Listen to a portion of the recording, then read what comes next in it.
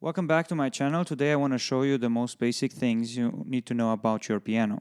Now that you know the names of the notes and what a whole step and a half step is, let's talk about flats and sharps. What's a flat? What's a sharp? C sharp, meaning when you play a sharp, you go a half step up. Every time you play a sharp, you go a half step up. C sharp, D sharp, F sharp, G sharp, A sharp. Now what happens when you play a flat? You go a half step down.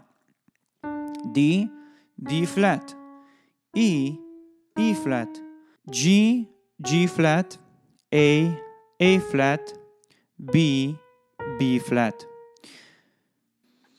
Did you notice that a C sharp and a D flat is the exact same note?